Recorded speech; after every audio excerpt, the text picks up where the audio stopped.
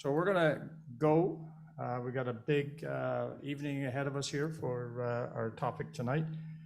Whirl is the sponsor with the pizza and the pop, which some of us are going to dig into once we get off stage. So let's do a round of applause if we may. Okay, virtual crowd, I didn't hear you, so a little louder for you guys.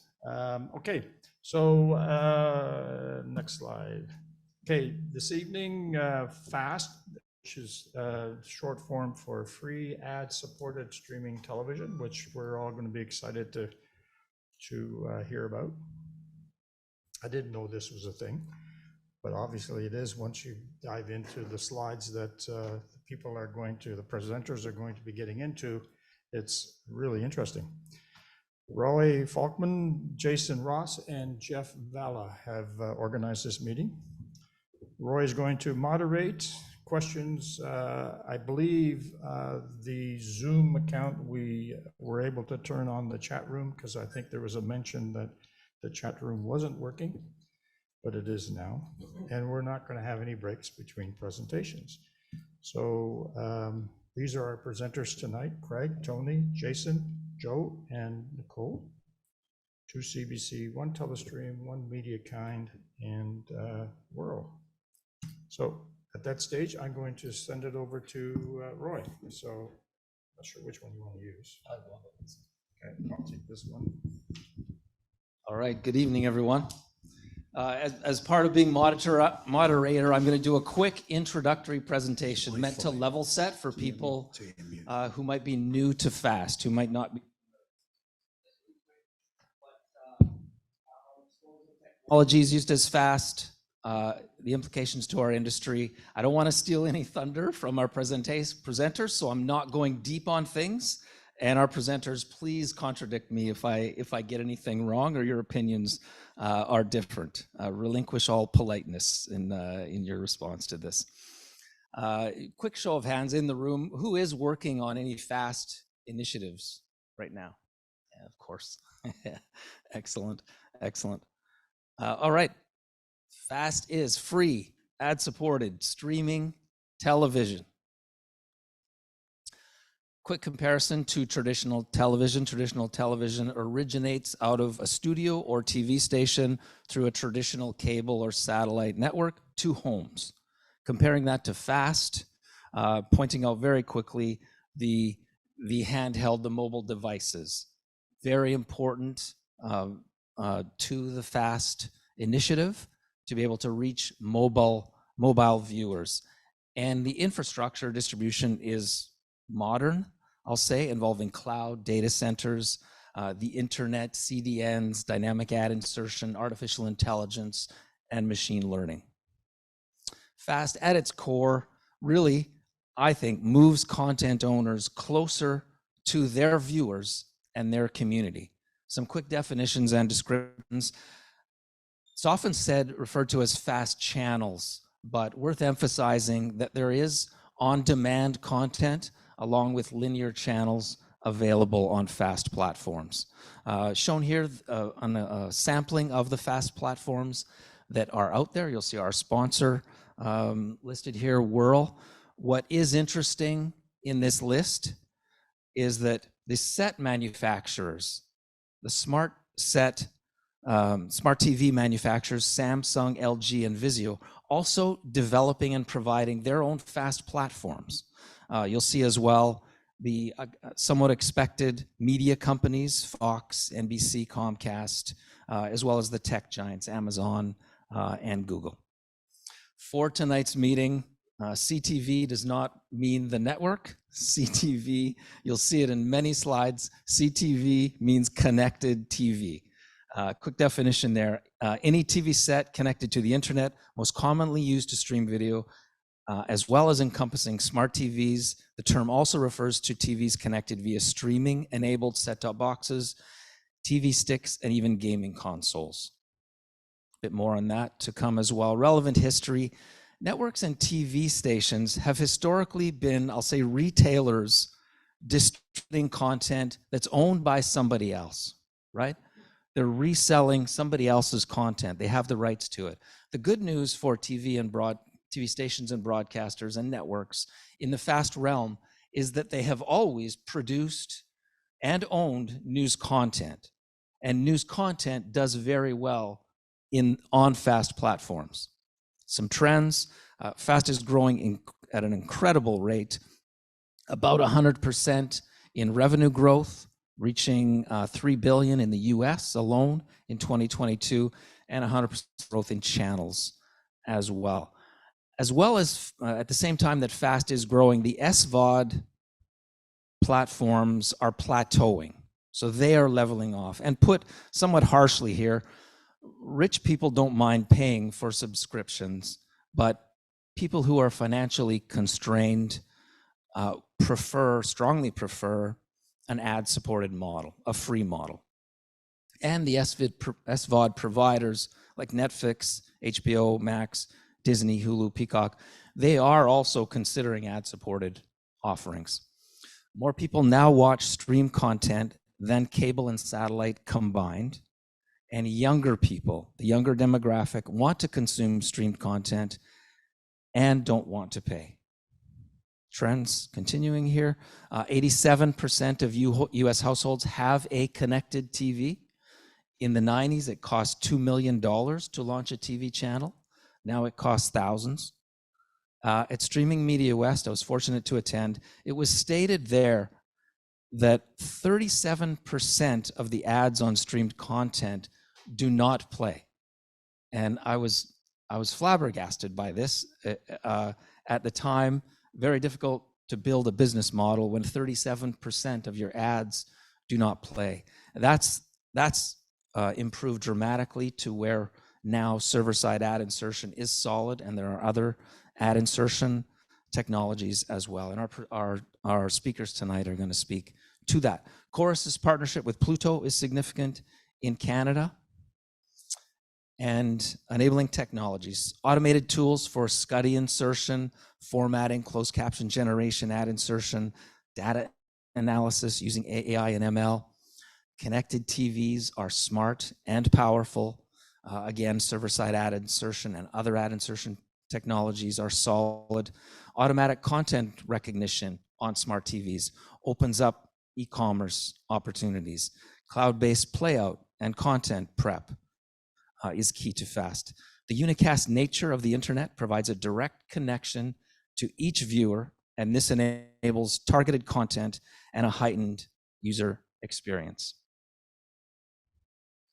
The benefits of FAST: potential to personalize content for each viewer, allows content owners to monetize their content and connect directly with their viewers, build communities, real-time data on every viewer. Broadcasters own news content and can monetize that. It does well on FAST platforms, as I said previously. Revenue potential is optimized if all viewers are getting ads and content that are of interest to them. FAST has the ability to serve niche markets as well. Companies that own content are in a great position and have an opportunity with FAST. I mentioned news and, of course, movies, episodic, sports, and esports. Sports, as an example, they have always resold the rights to, say, sports leagues have sold the rights to their content, and networks are retailers in that realm, in that structure, and then air that content. But now with FAST, sports leagues have the right to distribute their own content directly to their viewers. Use of QR codes in commercials has e-commerce potential. Monetization, of course, and more about that from our speakers tonight. Regulatory is less onerous in FAST. The exemption order for new media broadcasting. So FAST streaming content is exempt from the Broadcasting Act. Described video, as an example, has been a burden on TV stations and broadcasters in Canada, and that's not required in FAST. This I found, and had to include this, from the CRTC in 1999. The Commission considers that new media have not had any detrimental impact on conventional radio and television audiences. The commission is of the view that the effect of new media on television audience size will be limited at least until such time as high quality video programming can be distributed on the internet. So pretty interesting, I think now 24 years later, and I'm sure we all agree, there is high quality video programming available on the internet. And a quote from this gentleman from Conviva: technology allows us to understand audience, target messaging, curate content, and ultimately respect the user experience.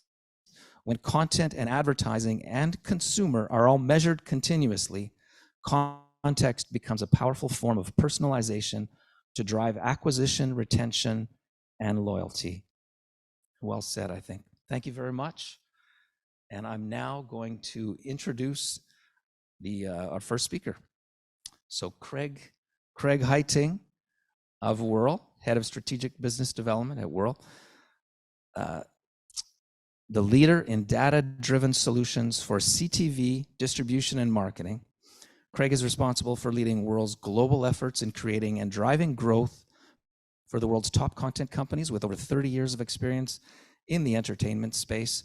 Craig brings enormous experience to Whirl, including managing marketing, programming, sales, operations, M&A, and customer care segments for major media companies.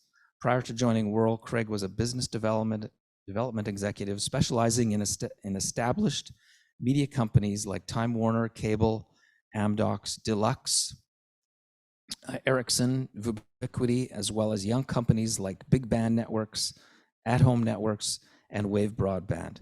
Craig currently resides with his wife in the Los Angeles area, where he enjoys spending time with his 4 children and their families. In his spare time, Craig enjoys golf, hiking, volunteering, and writing. Over to you, Craig. Thank you.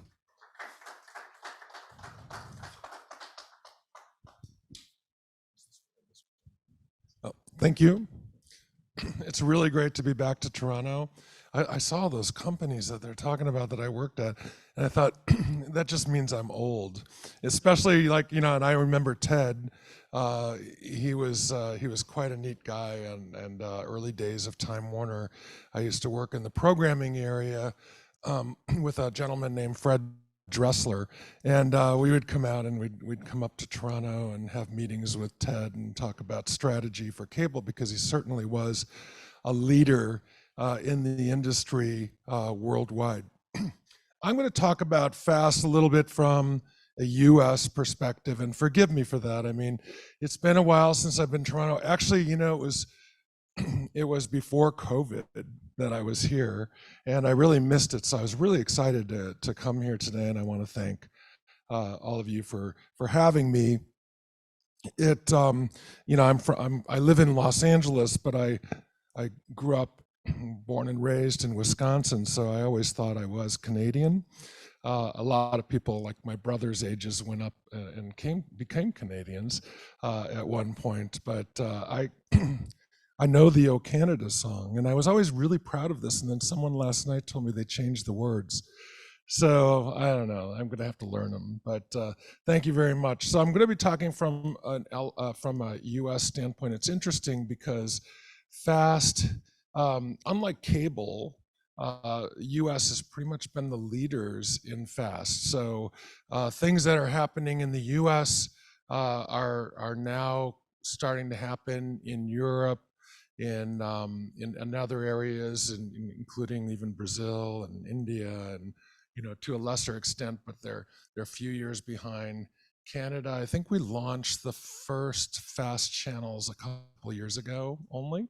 I'm not sure. I kind of remember when Roku came here and they were begging us for some Canadian content, and it was during the pandemic, and I'm like, who's making programs right now? So the interesting thing that I will correct, Roy, is that we're not a platform. We were actually, when we first started, Pluto thought we were a platform, and I had to spend a lot of time repairing that relationship because they thought we were direct competitors. But we're not a platform. We're more of an enabler. And Whirl started. I was number 30 of the employees that started right before the pandemic. And so all of our customers that we built and all the company that we built really were built during the pandemic. And as a person who really likes face-to-face, it was really difficult for me, but we managed to do it, managed to add a lot of customers, a lot of big names like BBC, AMC, A&E, that became very successful. And one of the things that Roy said was, like he mentioned a couple times, that news is really popular on FAST. Well, what started out on FAST in the early days was, people would just put it on and leave it on all day. And so news did do well because people like to watch news all day. What else does really well is single program channels. Like if you remember This Old House, I don't know if they have it up here, I'm sure they do. So This Old House, 24/7 This Old House, people just put it on, leave it on all the time. So that was great in the early days, but one of the things that is interesting that we're seeing, and I'm seeing, and as someone who's been around for way longer than I would own up to, it's really just the evolution is very similar. It's repetitive, history repeating itself from cable TV. So that's been kind of fun, because it's kind of fun to be old guy and fast, because you can predict things and they actually come true because you're just repeating history, and then everybody thinks you're really smart.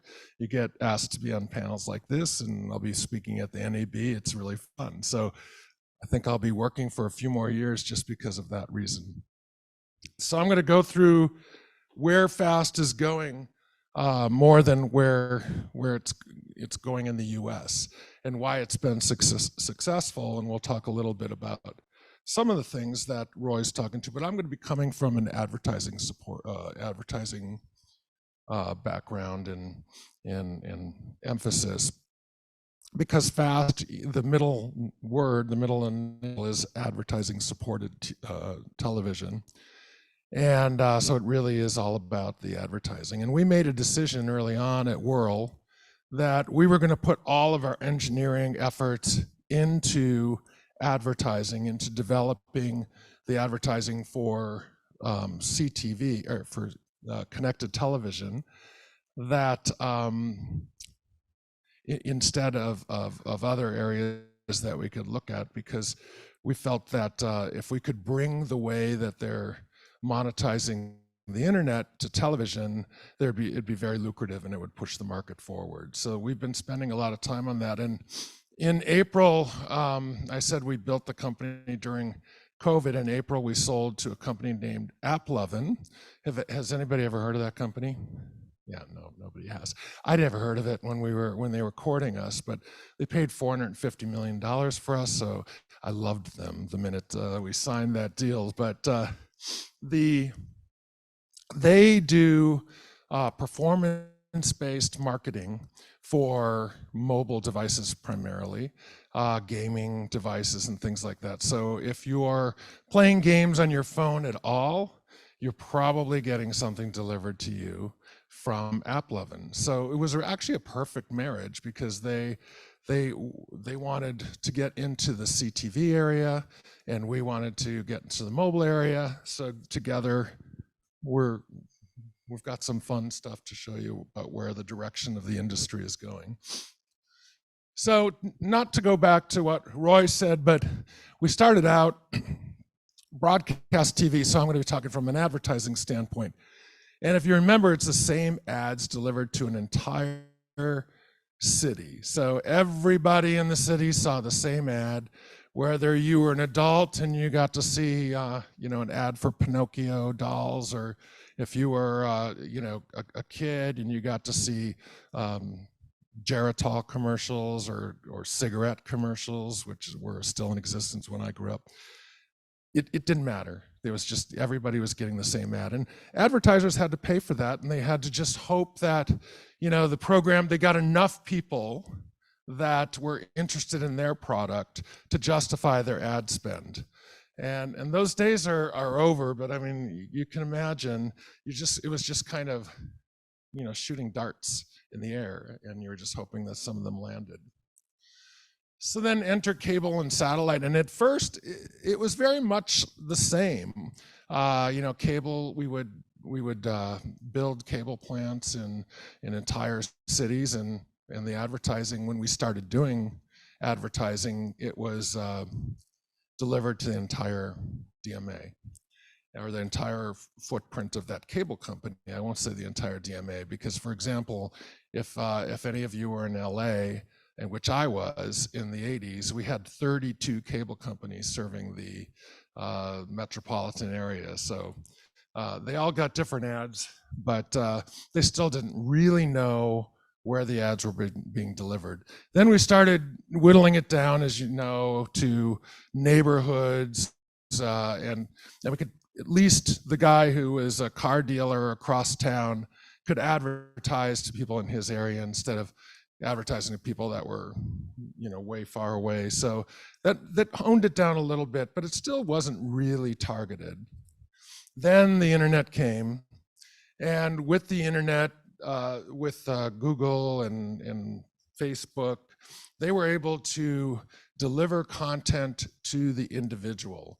And that was huge, because now they could get the data from that individual and find out what they liked to watch, what they didn't like to watch, how long they watched, all sorts of information, what kind of ads resonated with them, if they would, buy something through the ads. All that stuff was recorded. It was recorded, I will say, for the most part, adhering to privacy laws. And this is important, because my wife always complains about this, because she'll be, lately she's been watching this Korean show, and she's not Korean, but she's just in love with this show on Netflix. I don't know I can't remember what it's called, but they actually speak Korean, and it's just got subtitles, but she's enthralled with it. And just because she's been watching this, now every single ad that's coming to her, every single promo that's coming to her is about Korean content, which is very funny. But she likes it, because then she can find some new content. The same goes like on Hulu or some of the advertising supported TV that we watch. We're getting ads that are delivered specifically to us, and she thinks it's a little creepy. And I say, well, what would you rather have? Would you rather have an ad that has absolutely no interest to you? And she said, well, yeah, that would allow me to take a bathroom break. But I'm glad that most people don't feel that way, that they like the ads that are delivered to them. And if you get past the fact that they don't really know who you are, they just know who your habits are. And so there are privacy laws in Canada. I was talking to somebody earlier that Canada's a little stricter than the US. And then in Europe, there are some countries that are very, very strict. So we do adhere to all of these, but you can still be very, very successful at targeting advertising on the internet. So now you enter fast, and you bring the internet-based targeting to TV, and it's great. Because you can now you can deliver ads that are specific to the audience. You know what they like, and you can make good money on it, because an advertiser is going to pay more when they getting to the person that they're targeting. So think about it. If you have an ad running for Super Bowl, and you're paying $3 million for a 30-second spot, and the content owner or the distributor is getting $3 million for that 30-second spot. Advertisers would rather pay less, because they would pay less and get to the exact people that they wanted, but you can have a lot of advertisers because you have a lot of different people, different demographics and everything like that. So in essence, you could actually get $9 million for that same 30-second spot if you were targeting. And that's the theory, and maybe someday it'll happen, but I think it will. So is that the whole answer, though? And it could be. I mean, it's pretty lucrative. Things are still moving up in advertising spending, and by 2026, it's going to be, surpassing a lot of things that are out there today, and maybe even cable. And there's a lot of challenges, though. And this is the reason that we got into business, because at first, because there's all these things that everybody has to figure out on how to get your channel. Because like cable, no platform has the same specs. They all have different specs. They all think I'm sorry, this is a room of engineers, and I should remember that. Engineers always think that they know best. Am I not right? So the way I design my platform from an engineering standpoint is better than theirs. So you have to deliver to my specs. And that's how it was in cable too. So that's what I mean by everything repeating itself. It's the same way. And then you add some other things to it. And that's why third parties like us and Amagi are in business today, because of the variations. But how do you make money? So I said you can make money on the targeted advertising, but that only goes so far. And in the US, we have a lot of channels. So there's like 200, 250 channels on every platform. They have this view, even though it's the internet, and technically there is no technical limitation to the number of channels, and YouTube shows that. There's no technical reason why you can't have 1,000 channels on these CTV platforms. But they believe that their customers are only going to watch 200 to 250 channels, and that varies again because there's different engineers at every one of these platforms that have done these calculations. So how do you break out from it? I mean, there's a lot of people getting into the business now, like NBC is coming in, and NFL, and a lot of big names, and they can break through to a certain extent just because of their name. But how are they really going to get out and make money?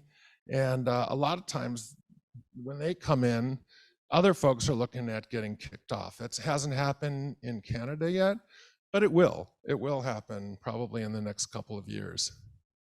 So the problem is that for streaming apps and fast channels, and I kind of lump them together because they both have the same issue. Current methods for viewer acquisition and retention just aren't working. There's still poor targeting, and privacy laws do cut into that a little bit. But most of the time, the promo ads are just not relevant. The people will put promo ads on their channels that aren't necessarily targeted to the person that's watching that channel at the moment. It could be, maybe I hate Don Lemon, and I get an ad for Don Lemon while I'm watching CNN. It's not going to really do anything for me. But if you targeted that, you would know that that person doesn't like Don Lemon, turns it off every time Don Lemon comes on, and you could target them one of the programs that they really like to keep that person there. We're seeing, when you talk about SVOD services like Disney and Roku and stagnating in their growth, it's because of that. It's because people are churning. And if how many people were in cable? Just to show hands. Cable TV. Okay, not that many actually. I thought the whole room would be. But churn was always like such a terrible word because we always had to figure out, how do you stop churn? Well, the good news is you can affect churn much easier with FAST, and I'll talk about that in a minute. And also the campaigns that people are doing to get people to watch their content, they aren't measurable, and again, I said churn just continues to plague those services. So we talked about targeting advertising to the individual viewer. It increases advertiser value, so they like it. They can get to where they got, but that just doesn't seem to be enough to reduce the churn that these guys are seeing, including the fast channels. So I kind of lump them together. The SVOD services, you pay money, so it's really noticeable when people disconnect, but fast channels, the difference between cable and fast, which is really interesting because Chuck Dolan, who owns AMC, recently laid off a bunch of people from AMC, and he said, we thought that fast revenue was going to replace the lost revenue from cable. Well, he's a kind of a rich guy, so it's hard to tell him he's wrong. But the thing is that no matter what kind of content he put out, he was going to get that per sub fee in addition to the advertising revenue. So he was guaranteed a certain amount of revenue. And as the viewers kind of are waning in cable, he's making a little bit less, but he's never going to make as much money on FAST as he does on cable, or as he did on cable. So what he has to do is drive people to his channel, to his content. He has to have multiple channels, which they do. Single episode, Walking Dead. I think there's 2 or 3 FAST channels that are just devoted to Walking Dead. There's Walking Dead's first 5 seasons, Walking Dead, the next seasons, and things like that. And it does very, very well. So little by little he can work on it, but he's got to really break out of the mold.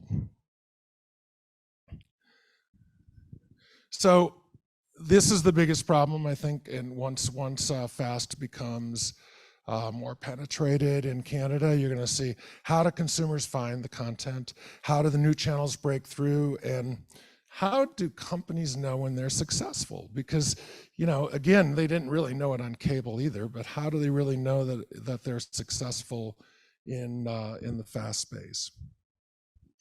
So targeted advertising comes back again. And like I mentioned, you can use it not only for to drive advertising revenues, but you can also use it to drive viewership. You can use targeted advertising for user acquisition, so you can find people that are interested in that content across all the channels, across all the platforms, drive them to where you want them to go, and watch as they go watch the channel. As they go migrate to the channel, you could actually follow them there and really show that it's working. Reducing churn, again, it's so important to SVOD services, and increase viewership. So this is where I think things are going to really be going and picking up, and we do that. We do this service that we and I'm not doing a promo for World, but I think we're the first ones to do this. So we will targeted advertising now with AppLovin.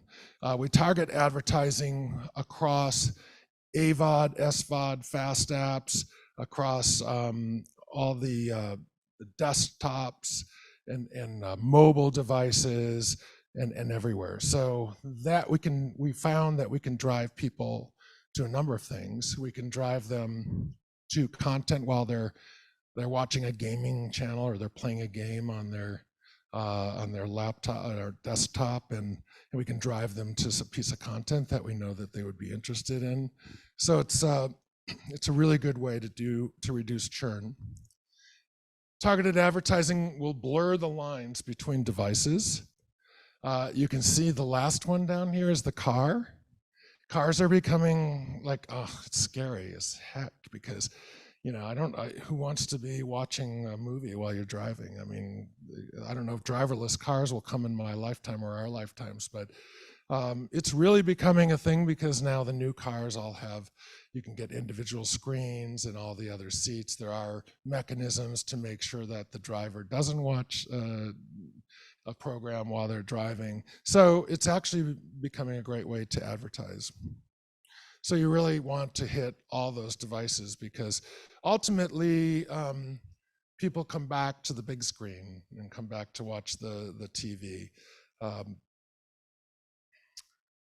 So the basic requirements I talked about are, it has to be measurable. You have to show people that their strategy is working, that their targeting abilities to drive people to their content, to their subscription service, you have to show that they signed up, things like that. So it has to be measurable, and it has to be multiple device. So this is some of the areas where you need to provide that area of measurability. And you can see that it's across all devices, and it's it's provable. And we're seeing in our in a lot of our trials that we have done that it's a 2-to-1 return on investment. That for every dollar you spend marketing your service, you're getting $2 back in value. And that. So I'm going to throw a new term into this room, and I don't know if you ever, how many people have known this, but I think it's kind of fun. So targeted advertising is the future for FAST and SAST. Does anybody know what SAST is? So it's subscription advertising supported television.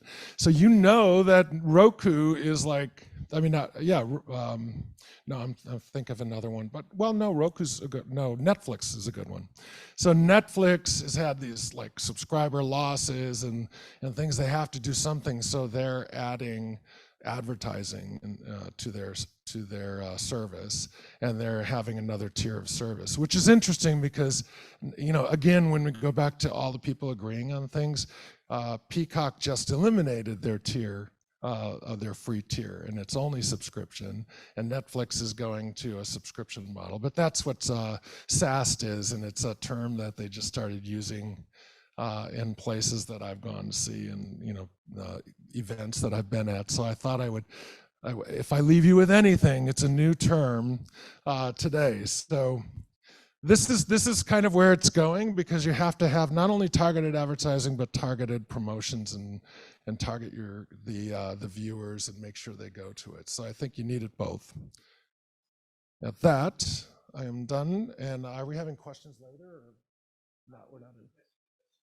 Okay, any questions? I hope I wasn't rambling too much, but yes. So we know, we follow the IP address, and we know where if they're going to the channel that we're doing business with, that we're doing the marketing campaign with.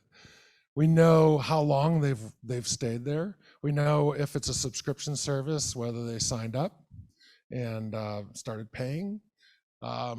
So that's the kind of measurement that we provide, and we provide that for anybody that uses our service. We'll give them that as a desktop.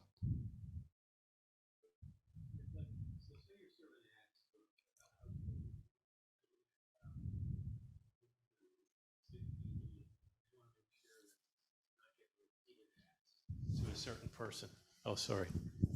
Is there a way to measure that, or a way to? I hate repeated ads too, by the way. And Yeah. Hulu is the worst, Right? Because we watch a lot of Hulu probably, and oh God, it drives me crazy to see 2-3 ads of this that just repeated. You think that, you know, it's like that record, when the record would go, you know, back and forth and say the same thing, it would just make your head explode.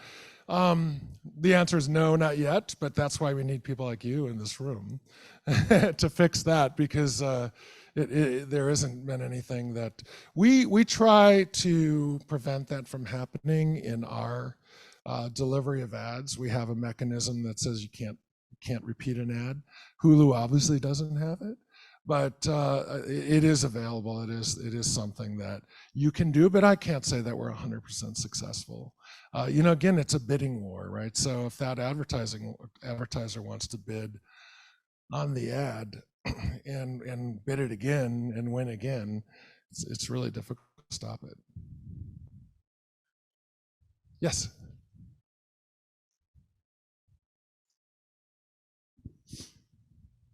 Are you targeting ads to specific content on the FAST channels as well?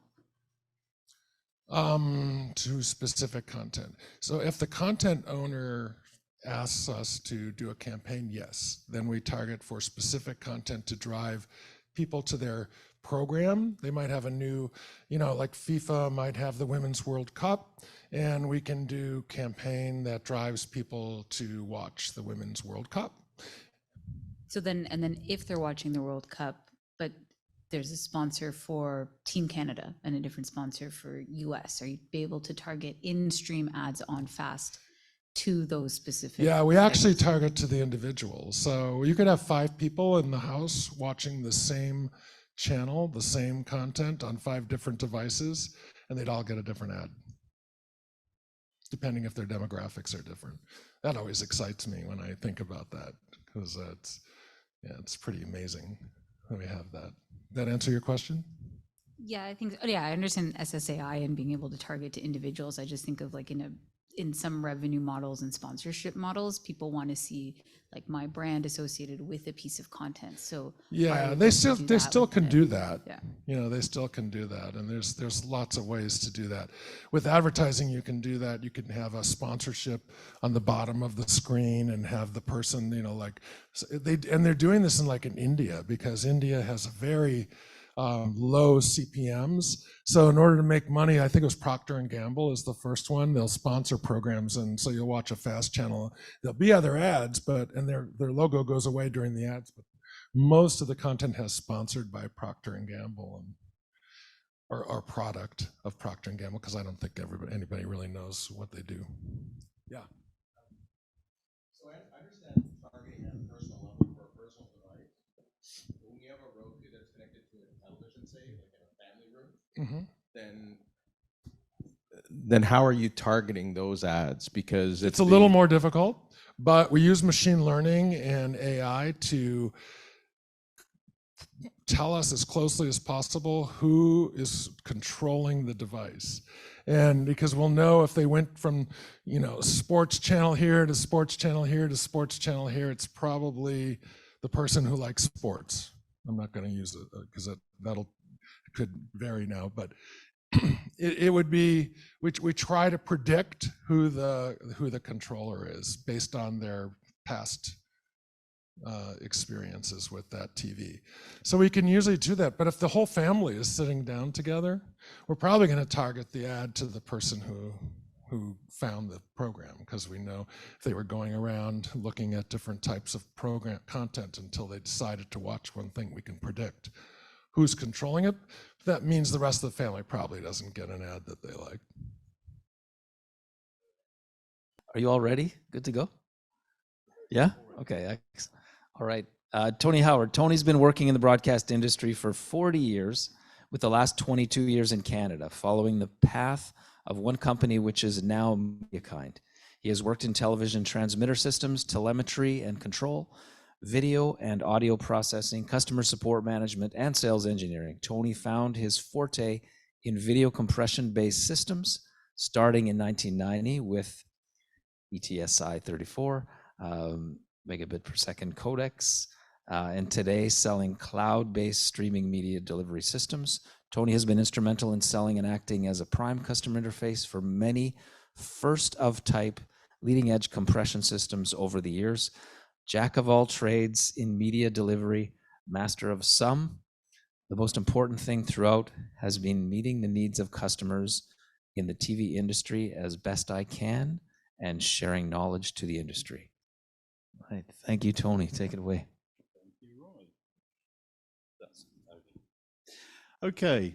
Well, I think I'm going to take the next 30 minutes to show you how complicated advertising is in television. So I'm not going to use the word fast very often. I think there's probably only one reference, but what I am going to look at is the AST, the advertising and the streaming technology. So really this is all about how do we put adverts in streaming technology. Craig's done a great background on the market. Let's see how we do it.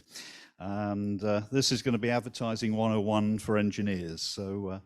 So I'll just run through the market background very quickly, but I'm going to look at DAI, and then I'm going to use the use cases of our own product that is used for ad insertion. It was the only way I could learn the topic is to, so you'll hear the word Prisma, but it's really representative of any company's ad insertion solution used in the industry. So we'll cover placement management, blackout, alternate content, which has to be considered. Advanced TV advertising consists of both linear TV advertising and targeted TV advertising. So, and I'll try and rush through this so we can have a little 3-minute demo at the end of a real cloud-based live streaming demo watching DAI in action. And we can even look into the manifests and actually see the commands that are actually causing this. And we can actually see how an individual user is targeted with his zip codes and user IDs all in the IP stream. So there's something to look forward to at the end. Okay, so advertising challenges. The advertisers obviously want to process data on who is watching the adverts. They want to move towards that ultimate targeted advertising, so they know who's watching it and what they're consuming, so they know what they can send next. The TV programmers, the broadcasters, they are facing a lot of competition, obviously from the internet. They have limited audience data, so there's a big divide between their audience at the far end and the studios that they're based in. Linear advertising is hard to monetize on a multi-screen system due to the trusted audience measurement. It's tricky. The TV distributors, the telcos, the multi-video program distributors, MVPDs, they do have a relationship with their customers, but they don't have a complete database. We find in the US there's more video inventory than there is in the Far East and in Europe. And they're still looking for ways to monetize the audience data that they actually do own. And everybody, of course, is facing pressure from YouTube and Facebook, who are doing this just ubiquitously. The opportunities of advertising is really TV meeting the internet. You know, we want the traditional, from the traditional TV approach, we want to get into that one-to-one relationship with the advertising audience to know who is watching what and what adverts they are consuming. And it's really it's a disruption in the TV industry to bring all this modern advertising back into the traditional broadcasting world. So there is a transformation shaping new relationships between traditional programmers and the distributors with these new advertising guys. And it's a complex business. And on this, if there's one thing you take away from this presentation tonight, it's complicated.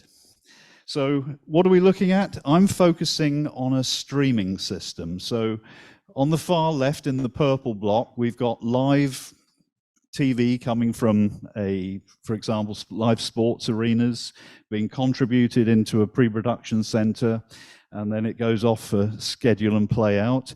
We've also got VOD content, which is file-based, which has to be edited and produced, and then that is made available. You have encoders for both live and VOD. The VOD is a file-based system. The live is a live streaming system. And then ultimately, both signals, live and VOD, are packaged and encrypted. And later on, we'll actually dig inside a packager and look at its manifest files and see how the advertising is actually working. But the packager is key. So just remember, a packager fragments a transport stream into little chunks, often 2 seconds, sometimes 10 seconds. And these little chunks are formatted into HLS or Dash or Microsoft Smooth Streaming. And then once the packager has done its job, this is where the advertising insertion gets done.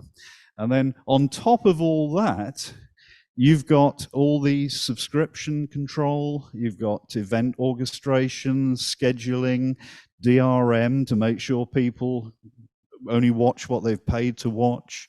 You've got presentation management, you've got telemetry and operations. It's quite a complex system, and all that goes through a contribution, a CDN, the data network, and is delivered over the IP network to a customer at home who has a client, which has been built on a software development kit, client SDK. So he has quite a sophisticated receiver there that gives him a user experience. He's got interactive services, enhanced metadata, and access to social networks. So this is the streaming network that we're actually looking at. And we're going to focus on how we insert advertising into a network like this. The buzzword I'm going to focus on tonight is DAI, it's dynamic ad insertion. But when you start inserting ads, the operators also need to be aware of things like blackouts. You've got, in the US, you've got regional sports networks, and you have to black out the local game so that to make people go and see the game in reality. And then you've got restrictions that can be geo-based. You can have these virtual IRDs that are based on zip codes. And then you've got the EAS requirements, SCPTE 18. And in Canada, we have SIM subs. And everybody in the broadcast world knows what SIM subs is, because we probably have all been involved in it at some time or another, where the CRTC makes sure that we put a Canadian program over the top of a common US-based program, so we pick up the Canadian adverts. And then even censorship, we can actually jump in and block various types of content. So there's more than just adverts that need to be inserted by an advert insertion system, and this is true of a streaming system. And then enriching and monetizing the TV services with brand identity, local languages, regional content, regional news. And also we've got to manage multiple time zones. So really all this distills into a need to have a content insertion system, not just for advertising, but for these linear rights and also for the local regulations. So let's just briefly look at DAI from a top level. So this is where we get into some of the words and terms of the advertising world, which I'm not part of, but we'll do it. So we have the demand side and the supply side platforms, the SSPs and the DSPs. So this is all about analyzing supply and demand of products that they want to sell. And we need an ad decisioning management solution. They're known as ADSs, ad decisioning servers. And OTT systems, as you'll see in a minute, have to work with these ADSs. And it all comes down to templating technologies that we've been very familiar with. Who's heard of SCPTE 35? I think most people have, yeah? I mean, I remember it from probably 20, 25 years ago, and even SCPTE 30, which was DPI, digital program insertion. Well, great, it's still in use. And in fact, it's a core part of inserting adverts into streaming media today. But it's used with a lot of other technologies. And there's a lot more new protocols. I'm going to mention some of them. There's going to be a list of them on some of the slides. So these slides can be used as a reference if you want to know about all the standards involved in this ad insertion business. And I've just realized the clock I'm looking at the back is not working. So I'm going to, can you keep me timed, Roy? So, thank you, that's great. So ad substitution into OTT. So we can do this into Apple HLS, into MPEG-Dash or Microsoft Smooth Streaming. And URLs are tracked in the passage from the ad decision servers to the client, and this is where the advertisers are watching what you're looking at. So the system is really an ad insertion system, often known as a POIS, or placement opportunity insertion system. So this Prisma thing I'm going to be talking about tonight is a POIS. It also does a lot else as well, but it fulfills the functions of a POIS. And a POIS interacts with all these AdWorld servers, the inventory trading systems, the campaign management, the supply side platform and the decision side platform. And these things talk backwards and forwards, and we'll see how they do that in the slides to come. So the important DAI is all about placing advertising. There's really two ways of doing it. In live and VOD streams, we can use SCPTE 35 markers. So basically they're timed markers that say insert here for this duration. It can be for a fixed time, or it can be literally insert now and then uninsert. So it can be markers stop and finish, or it can be for a fixed duration. Now there are ways of doing it without SCPTE 35 markers, and I'm just going to mention a few of those. One of them is VMAP, and Video Multi-Ad Playlist. It comes from the IAB organization. And then we've got VOD content, can be literally forced. You can force content into the middle of a movie that you're watching in VOD, which we call the mid-roll insertion. And then you get the live pre-roll, so that when you request a piece of VOD content, and before the movie credits come up, the initial credits, you actually have to watch a 30-second advert. So there are two ways of insertion, and we'll see insertion gets quite complicated, but let's have a look. So insertion is done on live, it's done on start over TV, and it's done on VOD and catch up and cloud DVR, so non-real-time TV. And for VOD, we have pre-roll before the movie, mid-roll in the middle, and post-roll at the end. And in that, you've got bumpers. You know what bumpers are. They're the sort of really the adverts for the TV industry itself. And then you get your ad spots, you get your ad breaks, and you've got content. So all of this fights for your visibility. So we call it placement decoration. So ad insertion is all about decorating an IP stream with the SCUDdy markers or the information that's come from the SCUDdy markers. And basically the ads, we have to find out how long these ads are, and then we have to know what the content is. So you have to, obviously you need to know about your audience, the context, placement opportunity comes into it. So all these factors have to be considered. What it is you're inserting, for who, and how long is it. And the POISE system has to manage the playlist information. And there's a piece of software in there called a stream personalization module that processes all this. And it processes user requests, but it also has to talk to the source information, the actual content from the broadcaster, to understand what schedules are planned and when these adverts are to be scheduled. And then you have the complexity in DAI of multi-ad servers. So the POISE sits in the middle there and has to talk to multi-ad servers. And so it has to know where to get each advert from, and there could be different advertising agencies involved here. So a lot of complexity in actually accessing the ad content.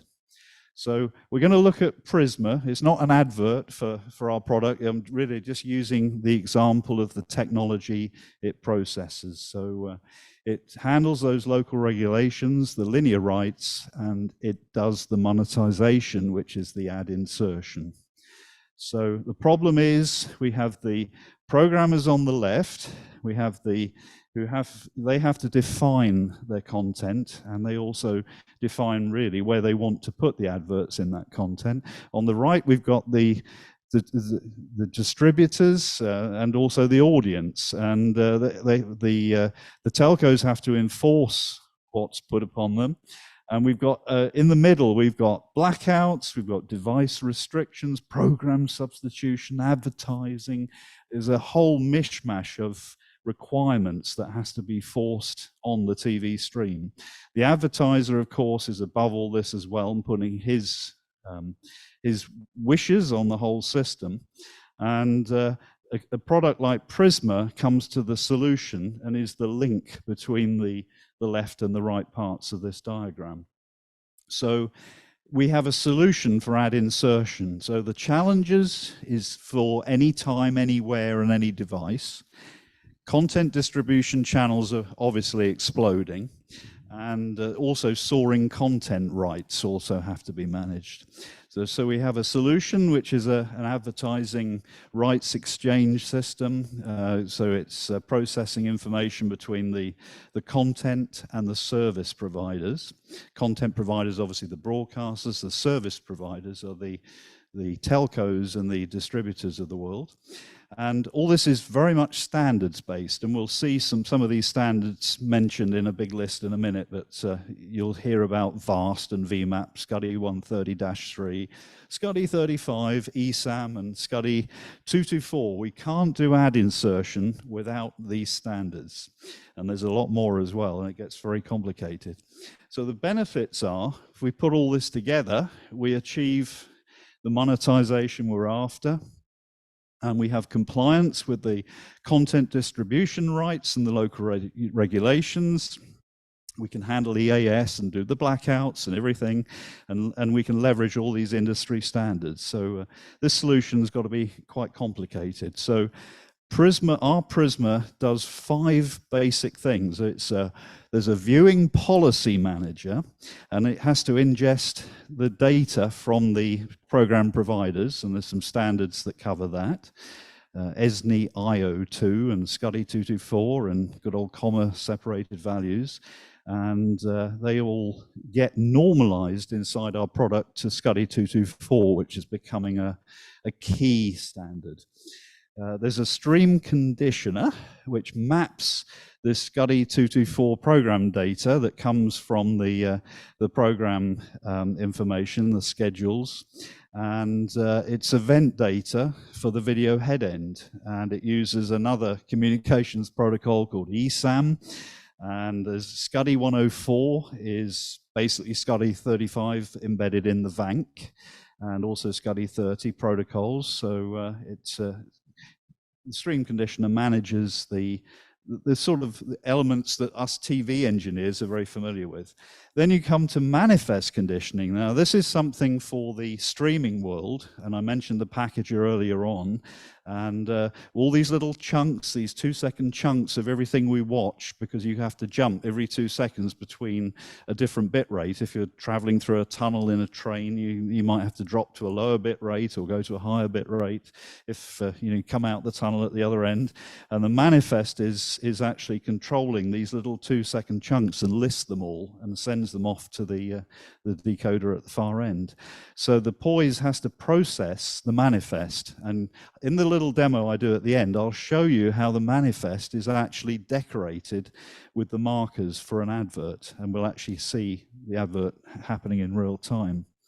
And then with the stream personalization and content decisioning. So we'll look at these in the diagram. Time is short, so I won't elaborate too much.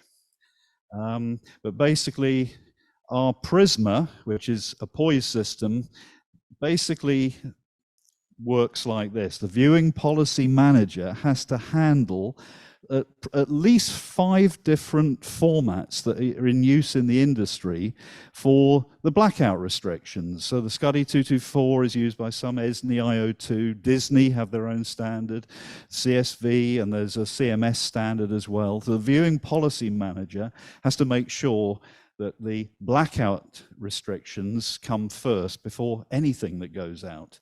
And then there's a SCUDI 224 link to the ESAM control system. And then you've got the programmer's feed with or without SCUDI 35 markers already put in.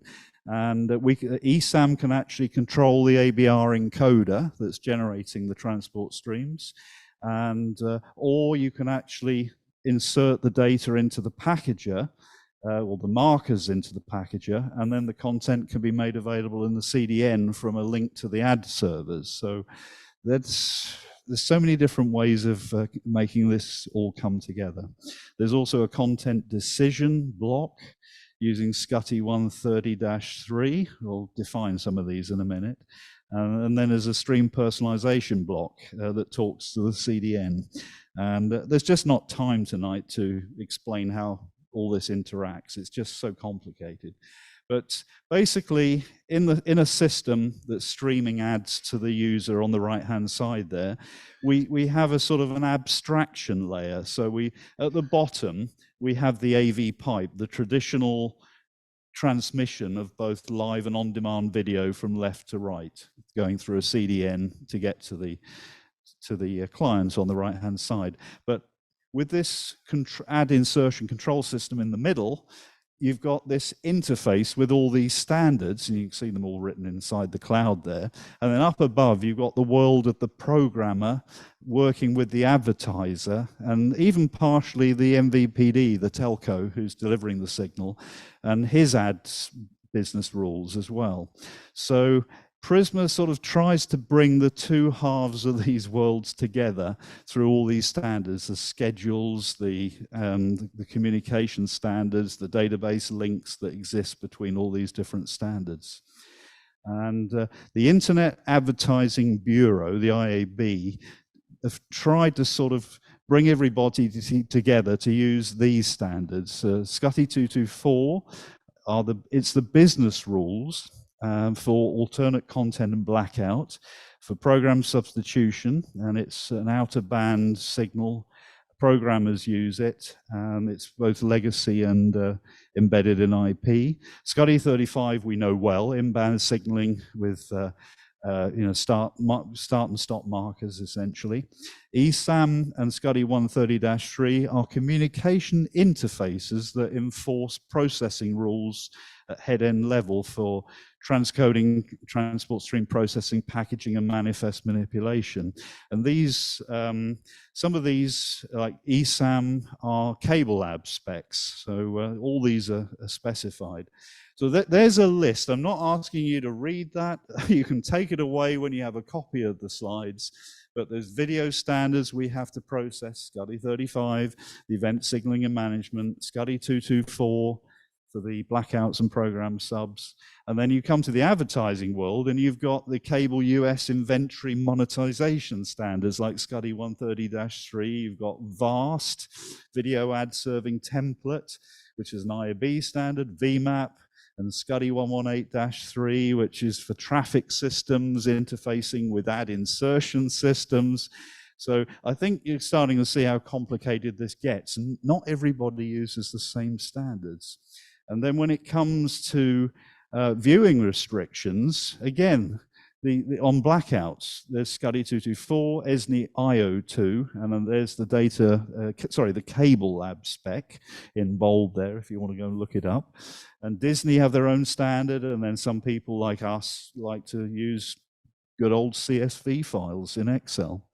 So SCTE 224 is also known as the ESNI spec, Event Scheduling and Notification Interface. You hear ESNI mentioned quite a bit. So basically, if we put our Prisma product together, the viewing policy manager is checking the blackouts and the restrictions on watching the process. The stream conditioner is handling the control mapping, the signal and time-based processing, the SCTE 35 rewrites and deletes. The manifest conditioner is processing the ABR delivery, the HLS-HSS signals.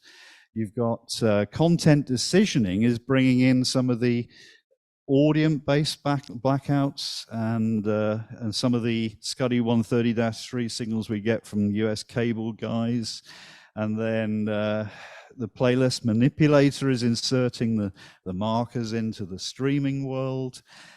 We've got linear, where we use a splicer. And then you get the creative management stuff, which is the process that deals with all the information that comes from the ad agencies.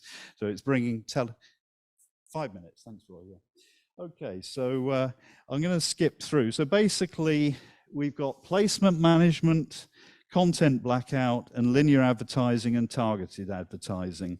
And I'll move over that slide. So placement management is all about placing the signals and the markers in the transport stream. And basically, you know, sometimes you get markers that get stretched, some that get truncated, and you basically want to create a good splice point. And that's in the time domain. In the manifest, then you basically, if you look at the block on the right there, you'll see that you get a, if I can pick it up quickly, you basically get an in and out marker. There's the in, and then you get a span, and an out marker. So those basically are the timing markers of SCTE 35 impressed in an ABR stream down at the IP level. So everything has to be done frame accurate because we're dynamically inserting ads, we're doing pre-rolls in the beginning of programs, we're doing program substitution, so everything has to be frame accurate. And it's basically supported use cases. There's client side, so you basically can put these markers in for client side ad insertion. So ad insertion can be done server side or client side. That's another complexity that we have to manage. And then there's trick play controls and frame accurate start overs. So it has to handle that for placement management. And then you get ESAM SSC, which is signal conditioning, confirmation and conditioning into an encoder, and you get manifest CC into a packager. So it has to handle all that as well.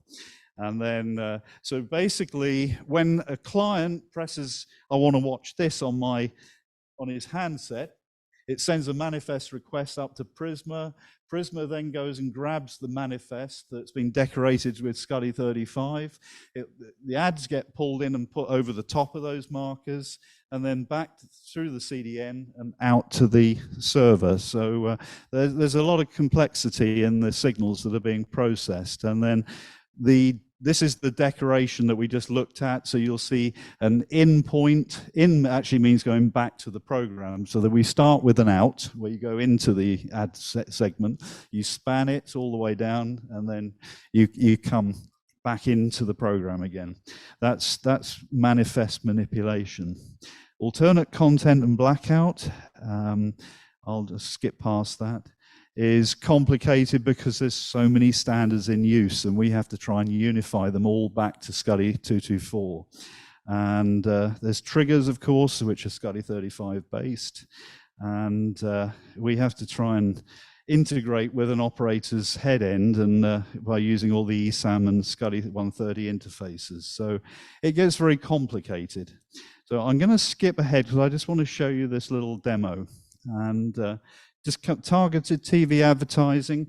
The only point I want to make here is it gets very complicated. Even linear is just good old-fashioned SCUDdy 35, where you can inject content into an encoder. If we look at another alternative, here we've got the ad server injecting into a transport stream, which is the old legacy splicer, or if people remember it, the CAP 1010 or the cherry picker type insertion.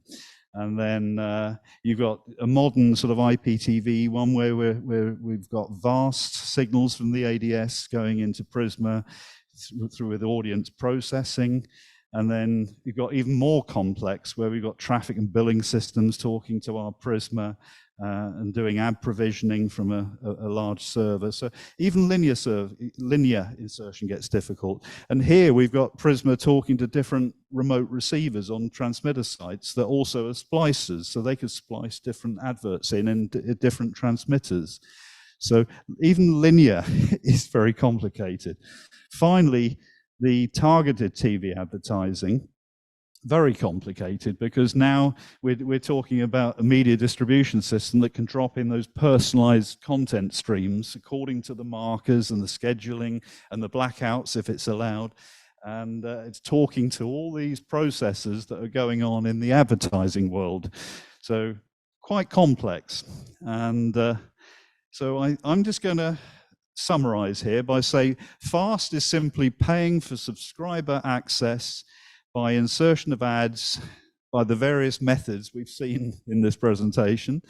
Targeted ads DAI is the way everything is going, and it's a one-to-one relationship between the user and the service provider and the advertiser. The current financial landscape and the proliferation of subscription streamers is bringing back ad insertion in a way that modern duplex IP transmission allows. And the streaming AV pipe is fully enabled to be fully provided to provide advanced ad insertion to the consumer. And of course, we've heard that AI and machine learning techniques will enhance the advertising experience further. So I just want to give you this 2-minute demo because it really just pulls everything together. So I'm just going to jump out of PowerPoint. We'll put that to sleep. Presentation is done, and this is actually, I'm just going to resync now. Why is that not showing on the screen? That's a good question.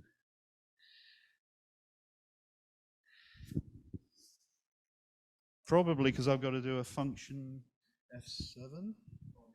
Yeah. Thank you. Reacquire a different, yeah.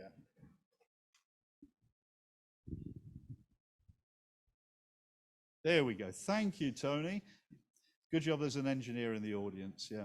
So basically here, these are real streams. This is a cloud-based acquisition. These are all, what I'm going to do here is press this DAI button, which is actually going to force, in 23 seconds, 22, you'll actually see some activity. So these are real zones. This is zone 1, I called Ontario. This is zone 2, I called Quebec. If you wanted to, you could actually take a photograph of that with your phone and it would actually join the live stream. So at the moment, we've got the one program stream going out, but in 2 seconds, you'll see some advert activity and some insertion activity. So, right, okay, so now, interested in electronics, interested in golf, interested in media kind, interested in toys, interested in beer, interested in tea. So you can see there's the local adverts. And then in a minute, we might even see a blackout occurring on one of the channels where one zone goes into blackout. And what I can do is, final 30 seconds, Roy. If we look at these manifests, this is the source manifest that's come, and just going to make sure that this is polling. Yes, it is polling, yeah. These are the 2-second chunks that are forming your picture. And then this is the manifest over here that is going to the user. And in fact, if I just look at the URL of the, it's probably very small, but if I look at the URL up here, and scroll to the right, you'll see that because I had to log into this application, there we are, Tony, region 1, and then there's a variable, NAB, it's something we use for NAB, and I'm in zone 1, I've got group, add group, so that, you know, I've been identified in that URL of where I am, my zip code, which advert groups I'm interested in, so all that is in your IP address when you actually click from your device at home, and the markers that are decorated on this source manifest will have the content inserted in them over here. So this is just a quick view of how advert insertion is done and some of the tricks of the trade that make happen what Craig was describing. I didn't get my bio in time. I think most of you know me. I've been working in the broadcast industry for over 20 years. Basically started in studio production, doing 24-hour rolling news, mostly operations. And a couple years ago, or about 8 years ago, I went into sales and started doing integrated systems, worked for Applied Electronics for the better part of 8 years. And then I joined the vendor space, worked for Riedel for 3 years. And now I'm at my present location, which is Telestream. So I'm glad that actually this couldn't have happened in a better order. So I love the way that Tony just hammered how complicated fast channels are. And fast channels in of themselves are not complicated because we've kind of been doing it for a while. It's linear television. Really what we're doing is we're taking it and we're distributing it over another mechanism. And it's funny how things are all coming right around. For a while, we all wanted everything to be targeted and served to us and algorithms. But I think a little bit different. I think fast channels is this yearning for spontaneity again, for turning on a TV and having something come to you that's not based on your algorithm, not having Spotify tell you that you like these songs and that's all you ever hear time and time again. That's just my take on where I think fast channels can be interesting because it just allows you to just sit in front of the TV and watch something. Where I don't know if there's probably other people who do this, but I have this thing sometimes where I'll do is I'll cruise Netflix for 20 minutes, just looking at things to watch and actually never watch anything and then just decide to go to bed. So I think that kind of situation's happening to a lot of people where they're not wanting to commit to content and they just want to see content served up to them. And in a traditional spontaneous way of like, I never wanted to see that, but wow, that was really interesting. Just the way I watch Top Gun every time it's on TV with commercials, and I don't know why, but I just do it. So you'll notice this diagram, it's similar to what Tony talked about. This is your traditional sort of AV pipeline that you have. It's not much different in terms of when you're feeding up a fast channels. So once again, you have all your live content and your video on demand content. So you have opportunities to do dynamic ad insertion into both those avenues. And there's different ways in which you can do that. Tony did a great job on covering a lot of the technical stuff as well. Similar to Tony, my background is sales. My sales engineer is off at a conference, so that's why I'm doing this presentation. Generally, he's handling these kind of things, but I'm more of a technical sales guy than the average bear. So yeah, we have all the transcoding, which basically in that transcoding process, we're creating all the ABR versions at different bit rates of the content. We're creating HLS, we're creating dash versions of it. And in the packager, we're doing that as well. And then we're chunking that and then giving it up to the origin servers. And then we have the deliveries and the endpoints. And then as well too, this added complexity of DRM, which causes all kinds of problems for all kinds of people as well, because no one's DRM is the same ever. So everyone has a different version of doing their DRM. So as you can see, as we get to one instance of an asset, we create 17 variants, then we do 2 protocols. So now we end up with 14 instances of the same content. And then we give those to the origins and load balancers and we send them out. So from one instance, we can get up to, with 10 assets, about 140 sessions. So there's a lot of complexity in terms of the various things that you're trying to control, that you're trying to keep all in line from a timing perspective, from a DAI perspective as well. And the primary portion of what I'm going to be talking about is how do we monitor that? And that's why when Tony said, this is incredibly complex, how do we monitor and make sure that we're delivering the content from a quality perspective? Because that's how we're truly, truly going to prevent churn. Ads to a certain extent, doing targeted viewers, that's great for the advertisers. That's going to have engagement with the person watching those ads and staying there. But if the content doesn't look good, they're going to leave as well. And if the way in which you go in and out of those ad breaks is choppy and jittery and you have audio problems, Lord knows all of you know that we spent all this money introducing the COM Act into Canada. And since we did dynamic ad insertion on the internet now, the ads spike every time to the point where you can't hear. And a lot of players now have chosen to hide the volume control in that too, which is even more annoying. So what you actually end up doing is going to your volume control and muting. So now I'm not listening to your ad because it actually is such a loud level that it's obnoxious. And I know that some services are sort of getting around that, but it's still an ongoing problem. Then it's funny, we solved that in the linear broadcast world, but now we're on this new platform and all of a sudden we have the exact same challenges. So once again, just kind of going around on the merry-go-round, same problems, different platform. So there's all kinds of different questions you have to ask yourself on the dynamic ad insertion bit. Do you have an end-to-end view on your ad propagation system? Do you know how many ads have problems with the ad insertion markers? How high percentage of the ad errors that lead to a failed ad impression? So as Roy was saying, just the fact that there's an amount of ads that don't get served up. So 37% of the ads don't get triggered. So how do you monitor that? And that's why I was asking Chris the question in terms of when you get down to a single individual person that you're targeting for ads, how do you know that that person saw that ad? Because that's an infinitesimal amount of things that you have to monitor now, right? And that's where it gets very difficult. So a lot of the sort of DAI applications that we've been dealing with monitoring are sort of more on that regional side. So we're getting to like a regional ad place where we're not actually showing an ad on a national basis, but we can target it more to a regional source. And we can make sure that those ads are running in those locations.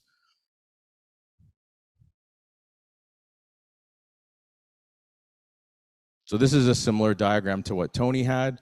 Once again, you'll see the same terminologies, the SCUDdy 35 markers. I'm just going to punch through these. So yeah, the first thing we want to do is we want to make sure that the incoming live feed has those SCUDdy 35 markers on them. So we want to monitor those and make sure they're present. Because if we don't have them present, then all of the dynamic ad insertion downstream of that isn't going to happen.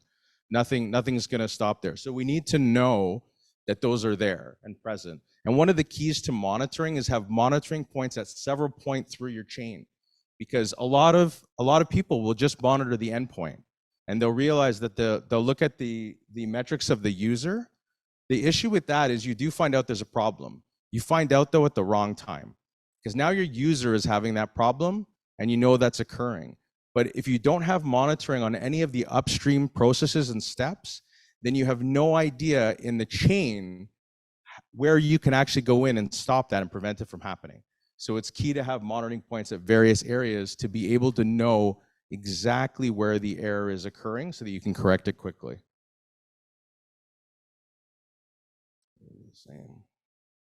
So Tony talked about the manifest. Thank God he did that, because I had brushed up on that. But yes, the manifest, this decorating, it's around Christmas time. I'm just like, what? Bulbs on trees. Basically, what it is the when the packager takes those SCUDdy 35 markers, it integrates them into the various versions, the HLS, the Dash, and the Smooth Stream, which is less relevant now, and basically puts those into the manifest so that these POISE system, or the ad avails, when they're available through that ad network, it knows that this is where I'm inserting that ad, and this is where it has to be done. So what we're able to do as well is when we monitor on the other side of that origin server, we're checking those manifests. So what we've done now is we've monitored the content going into the system. So we're going to take a look at all the ABR variants and make sure that they all look good and that they're all there. The other thing that's in the manifest too is the manifest is your table of content. So it's also telling you what all those different variants are that are within the transport stream. So we've had customers in the past where actually they've been noticing their customers having a really bad viewing experience. And we've traced that to the fact that their top level variant actually was not in their manifest. So every time a user selected that stream, they automatically went to the lower bit rate. So their top bit rate, which is where they want to be giving their customers all the time for their top bandwidth, they actually were, even though they were creating it with their packager, they were not serving it out to their customers. So these are the kinds of things that we're looking for. So we're making sure that that manifest has all that information, those markers are there and they're present so that those ads get fired downstream again as well.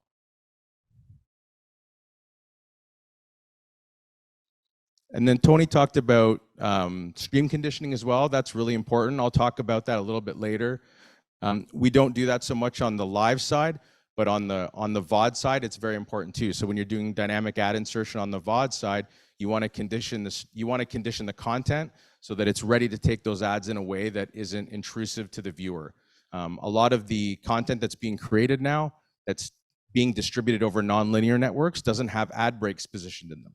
So now we have to go back, and now that we're doing dynamic ad insertion, we have to go in and actually create those ad breaks again. So we have to find iframes and places where that we're not actually creating jitter, and we're not creating an audio pop or something very intrusive to the content, introducing black and other things like that to make that sort of seamless to the viewer. So it looks like, hey, we planned this, not like something jumping in, which is kind of how dynamic ad insertion has looked for a little while.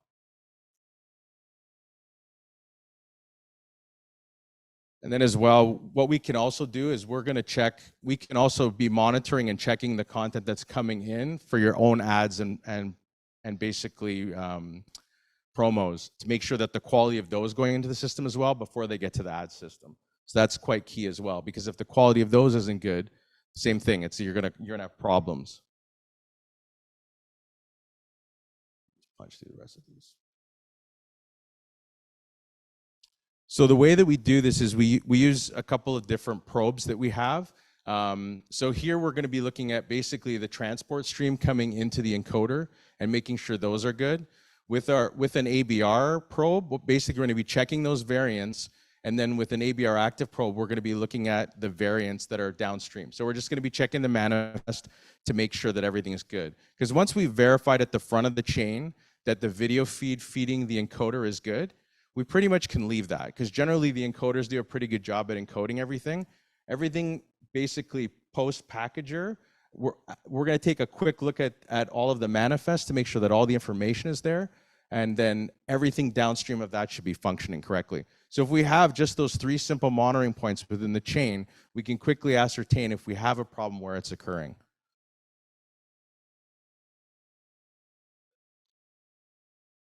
So the key to monitoring as well is to be able to understand basically where these problems are occurring and then to be able to see them visually.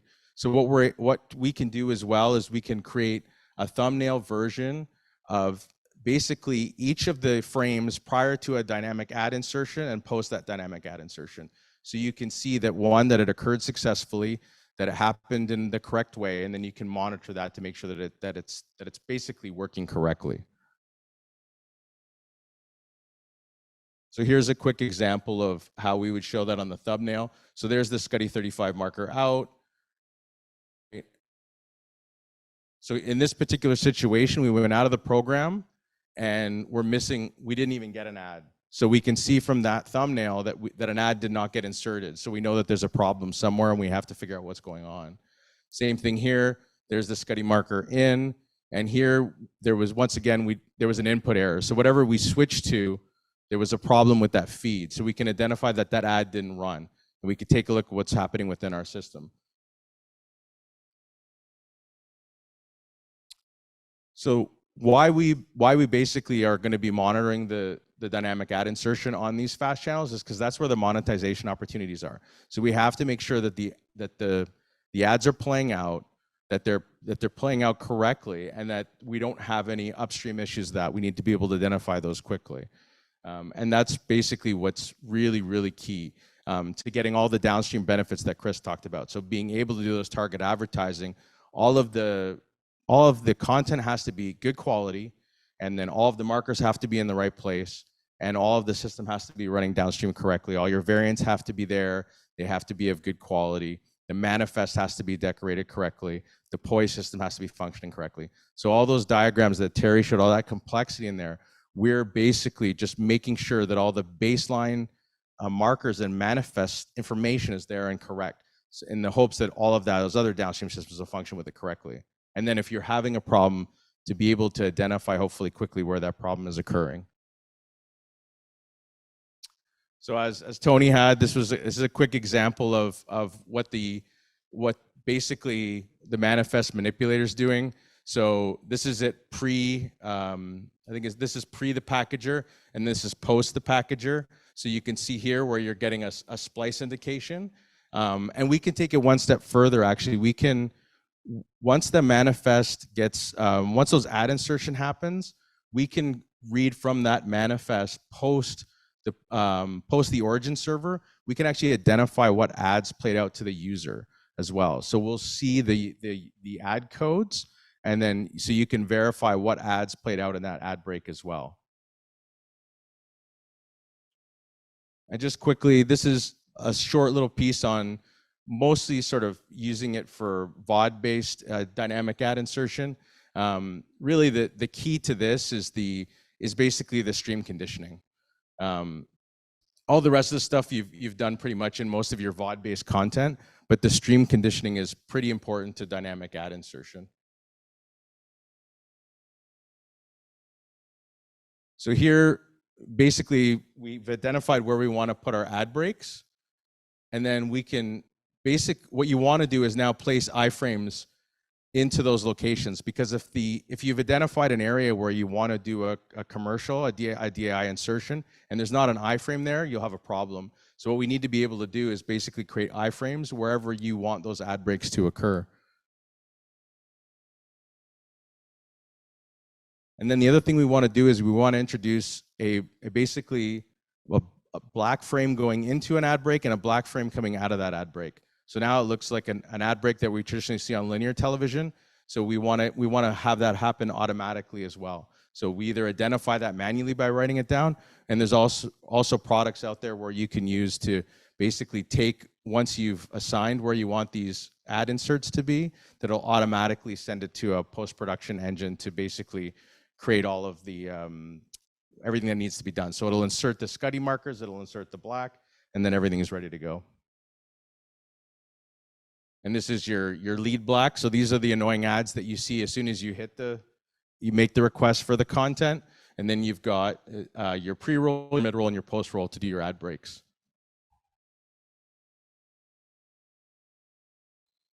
So we have a couple tools that I think are pretty important as well. This is just one of our players that we use.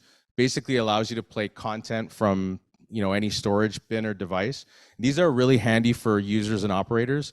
So as we get into dynamic ad insertion, basically you need to be able to view the media and then just use a really simple player to be able to actually identify where you want the dynamic ad insertion points to occur. And then what you would do is we take the content endpoints or those dynamic ad insertion points, you'd create an XML and you can export that to an added application or a downstream device that would basically insert all those SCUDdy markers for you and do that stream conditioning. And this is just a quick example here where we can also use it for, well, that was the stream conditioning. This is for the QC. So I can look and see, let's say I see a file and I'm noticing that basically on my monitoring devices, I'm finding that the SCUDdy 35 markers aren't present on a file. Well, I can bring it into a player and I can take a look and see if they're there or not. So I need those tools to identify where those are quickly and easily. And that's everything. Thank you. So next up, CBC first, bio for Joe Ross. Joe is Director of Digital Development for CBC News, focusing on connected TV and mobile platforms. He's part of the strategic leadership team that developed and launched the corporation's new free ad-supported streaming channel, CBC News Explore, in November 2022. Prior to joining CBC in 2018, he was Vice President of Content at The Score, Canada's #1 sports app. And Nicole DeCruz. Nicole DeCruz leads live streaming and VOD operations in CBC Radio Canada's distribution and operations sector. Her team drives the technical operations that feed content into CBC's fast playout system and delivers the channels to our audience. Before this role, Nicole worked as a producer and product manager for CBC, Hockey Night in Canada, and the Canadian Press. Great to be here to talk about CBC News Explore. As mentioned, we just launched this in November of 2022. And I wanted to talk a little bit about why we decided to launch a streaming channel at CBC News, and Nicole's going to talk about just the how, like how we're actually doing this. So let's begin with the why. So this slide, I don't think I'm blowing anyone away with this one. I think we all know what's going on with cable. It's decreasing. It's not going away. So, we still have a commitment to serve people living in Canada that are cable subscribers. But at the same time, more and more people just do not have cable pay TV. But it's not like they're not watching television now, as we all know, especially with younger demographics, they're watching streaming TV. The statement here, online TV streaming has changed the way I watch television. As we see with Gen Z, millennials, even with Gen X, that statement's true. So when we were thinking about, okay, what's the opportunity here for us to reach audience on TV that we're not able to with people that don't have broadcast and cable? And that leads us to CBC News Explore. So it is a fast channel. And that's a free 24/7 streaming channel that we want to distribute widely. So it's going to go to places like the Roku channel and other fast platforms. It also goes to CBC Gem, our OTT service, and it's on our news app and website. Again, the idea here is just to get this in as many places as possible, make it as easy to find for anyone that's buying a new connected TV, doesn't have cable. But equally as important to that, it's also a catalog of original and curated CBC News content. So while there is an audience for linear streaming TV through digital delivery, which is great, we also can't deny that it's an on-demand world as well, and that people want to watch programs when they want to watch them. So it's important for us to create these programs that can be watched on demand, and we schedule them throughout our 24/7 streaming channel. So really two equal important parts of the Explore brand. And when it came to creating CBC News Explore, we didn't want to replicate what we have with our cable channel, CBC News Network, which is a live breaking news channel. It does that very well, serves that audience need. We wanted to use this opportunity to serve a different news need. And we've got our description up here. I've highlighted the end. You know the headlines already. Let's take a step back and explain, explore, experience the news together. So it's just a bit of a different tone. It's more in the moment rather, or sort of the moment rather than in the moment. And we do have some tape here. Hopefully this works, just to give you an idea of what this looks like. What the heck is going on?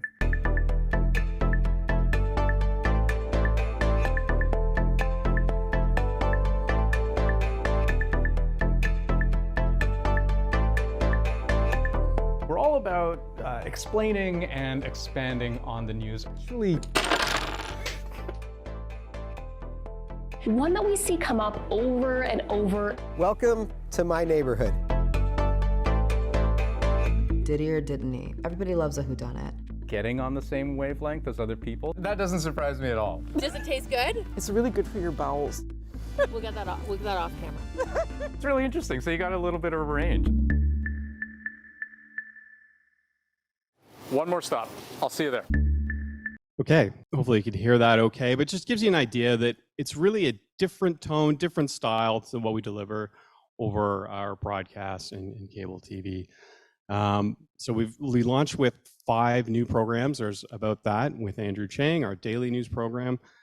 That airs live every day at 11 a.m. and we repeat that throughout the day. And of course, it's available on demand, and we're finding that people watch it day of, next day, a week later, 2 weeks later, which is great. Really just what we were looking for. Planet Wonder is our climate show. This Week in Canada takes the best of our journalism from across the country, puts it in a half hour. A documentary series we call Big. We're really proud of this one too. It makes really just looks at major industries and how they affect our lives. And we have an interview show too that Ian Hannah-Mansing does. That airs on the national over broadcast TV. We also make it a program that airs on Explore, and it's available on demand too, of course. And then the last graphic on there that says high cost of living. But this is just an example of taking the existing VOD content we have of our best journalism on a particular topic from newsrooms and supper hours and national newscasts from across the country. We take them and we put them together into a playlist, and it really just works as a half hour of programming. So this example here is stories on the high cost of living, but we do the same thing for climate change or the best of our investigative journalism for a week. And it's just a great way to make sure all of that great content that we make for broadcast TV that sometimes it's watched once, maybe people miss it, maybe they don't see it on our news app or our website. It's just another way for the audience to discover something. And when it comes to the makeup of the schedule, 50% of the programming is broadcast TV programs. We run the national on a rolling live, our evening newscast every night. The Fifth Estate and Marketplace, 2 of our broadcast programs, we are those on the schedule too. 30% are those packaged collections of news clips, and then 20% are our original streaming programs in high rotation. So that's a brief introduction of CBC News Explorer, the why and what it is. But I think the how is really interesting as well. And that's what Nicole's going to talk about here, all the innovation that's happened. Thanks, Joe. So as you see from Joe, there's a lot of great content that's on here specifically built for FAST, and then a lot of content that we obviously want to repurpose for FAST as well. News Explorer is probably the most robust version of FAST channels that we do. We do have other models sort of out there. The Radio Canada model is actually like a purely automated playlist kind of model. So it's all metadata driven and things like that with ad rules set into it. And we've also done pop-up channels for things like the Olympics. So taking all of our live streams and replays of content and surfacing the audience there. What we're then looking at, would be more some of our entertainment titles or other pop-up channels and things like that. So how we do FAST right now is through like a homegrown system that has been built. So it's a cloud-based playout system called WebTele. So that has the ability to sort of do either that fully smart automated playlist set by metadata, times of day, and things like that, or into a version that we do with Explore, which, has a core schedule. So, as Joe said, some of the shows, one show airs 11 a.m. every day and it replays at different times of day. So it's repackaging those shows and making them available on demand. And then building out little playlists of being able to do that kind of clipped content and stuff as well. But we are able to integrate live content and then as well as those clips and on demand content into it. What we've really tried to do is leverage a lot of like the existing workflows. So within my department, we touch all of our kind of long form content across all platforms. And so we didn't want to start creating a brand new place and a brand new space to create content here, because it really limits the content that then becomes available to it. Or we're taking in a lot of resources to be able to repackage content and send it to different places. So trying to be really smart about that and use some of those workflows into doing it, and then distributing it very similarly to how we distribute our linear streams currently. So all of our linear streams, again, available on our OTT platforms, some of our websites, and then as well as to third parties, so including Roku and other smart TVs and connected TVs. And then I can go into a bit of the workflow, but I want to talk about advertising because I know a lot of questions kind of came up about that and how we, and the presentations are really helpful of where we kind of sit in this too. And so there's 3 different ways that we can integrate ads into the experience. And so when we have live content from broadcast, like the national, Scuddy triggers are available. It comes from our broadcast playout system. About that does not come through the broadcast playout system. It's done specifically for that. So how do we integrate ads and also give the show a lot of flexibility? In the clip there you saw Andrew was in the grocery store, so that was a pre-taped segment. Some segments are live and there's really engaging discussions he has, and giving them flexibility to play with that. So we do sort of like a manual ad insertion, which is a bit like in your demo of someone sort of in the control room helping to sort of fire ads as needed into the show. We leverage that a lot around live events like the Olympics and things that don't follow that traditional broadcast model. And then the third way would be around adding ad rules. So when we have those playlists of content, if we have an ad rule of how many minutes of ads we need per segment, whether that's to meet internal or external sort of advertising deals, then those kind of get built into that playout system so that we're able to do it in an engaging way and not, sort of cut directly into content and things like that. Again, taking a lot of the practices that we've done around how we integrate ads into mid-rolls on our OTT services, as well as into other live environments. So just in terms of like a bit of an overview of the tool, so you can kind of see that our 2 internal sources around like live and replay content, and then building out those playlists. And so the playlists might, in this instance, are coming from our CMSs. So this is connected to, the video CMS that CBC uses, the video CMS that Radio-Canada uses, and then also, and takes metadata from there, as well as all of the metadata for our OTT services and things like that. So that content becomes available then to our scheduling team. And scheduling here also works a bit differently than in the broadcast way that we've done it, where the content areas are a lot more hands-on and it gives them a lot more agility into how they're able to adjust content and switch to it. This isn't a breaking news model, but in the sports way, we wanted to be able to switch, hey, there's something really interesting happening here. How do we get to that content really quickly without sort of having to sit back in a certain type of schedule, but also do it in a much smaller and leaner kind of resource operation. So content gets scheduled into these different buckets. So some of them will always sort of repeat day by day, the ability to add episodic content and things like that. And then as well as being able to have sort of more dynamic content in there. And then that content sort of then gets packaged back into, a streaming output that then sort of we are able to then connect to our DAI and connect, into all of the different distribution partners that we are currently sending it to. And then something this doesn't capture is then, of course, how we monitor it. So we've adopted a lot of what we're doing already in our linear monitoring. Very curious about the DAI monitoring, but how we're able to monitor it there, and again adopt some of those, what we do in our other linear television and digital streaming and audio streaming to have that support around 24/7 and meet the different needs that we have.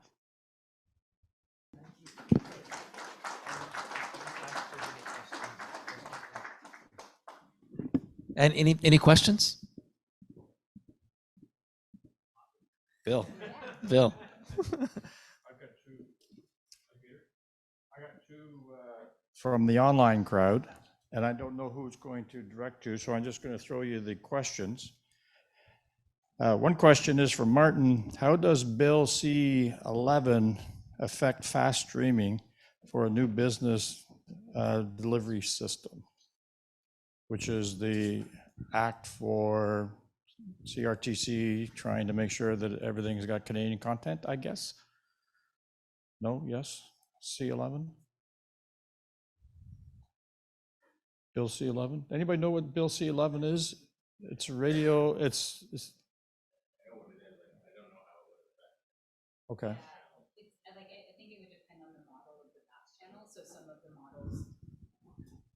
some of the models there that I think were presented would be like if you had a lot of scripted content that where you have acquired rights to it instead of like your own content and stuff. So I think that's been a lot of what we've been looking at in terms of what we're doing, or restricting rights into, you know, into certain territories and stuff. There is an international version of the CBC News Explorer channel that's slightly different. So that, but otherwise it's hard for us to speak to it, but I would imagine that's where there would have to be the considerations.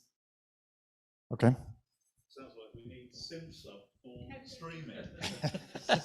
SimSub for streaming. And the last question is here, how can we adjust this season's NHL games where advertising along the boards are video overlays seen on TVPO versus the in-arena static advertising? I'm not sure what that has to do with FAST. So the question is, we can see adjusted this season NHL's games where advertising's on the boards, with video overlays, and it says seen on TVO or TVPO versus in arena static advertising. So I'm not sure we get the full question here. Yeah. And it's a company called Supponer. I don't even know how to pronounce it. SUPPONER. The NHL has sold the rights to the boards, which blows my mind because it was quite contentious because the arenas had the rights to air, they sell advertisement on their boards. And when they air the game now, those ads aren't viewed anymore.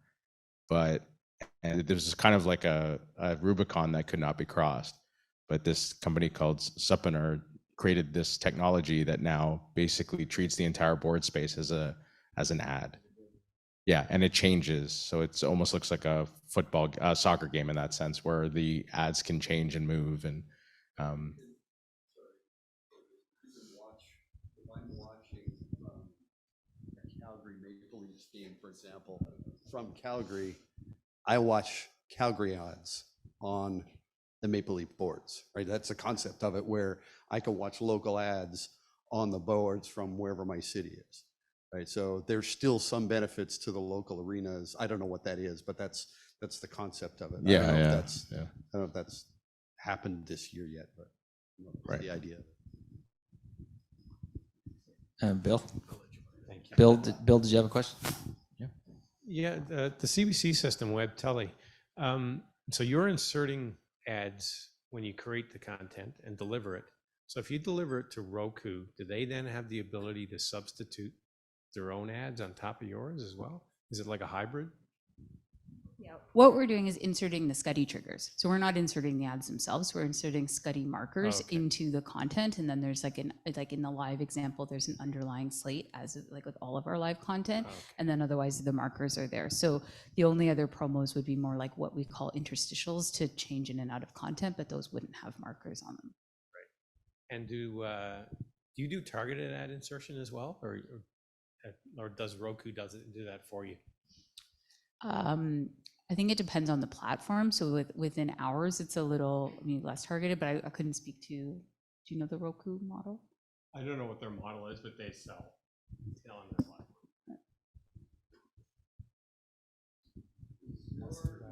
Would you mind passing? Is your CRTC reporting any different for fast channels versus your standard linear channels? Yeah, it's not a part of the CRTC reporting.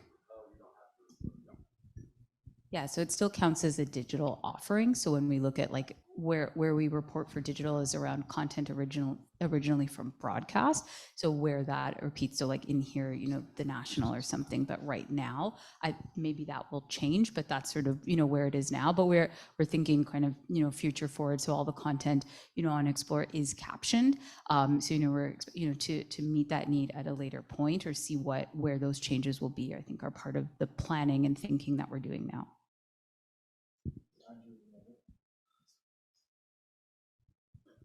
Thanks. Is Roku the only platform you're on, or are you planning to expand to all the other platforms in Canada?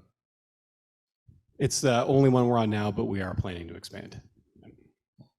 And one from me, if I may, but just to make sure I heard you correctly, WebTele was developed in-house by you, and it's cloud-based. Yeah, that's correct. It's and within our engineering team was built, and so it was sort of to kind of do that smart sort of play out model, because a lot of that content, you know, lives outside of where some of our broadcast content lives and stuff too, and so being able to sort of stand that up quickly and stuff like that, and so that's been the model, but still lives within the workflows. Yeah, impressive.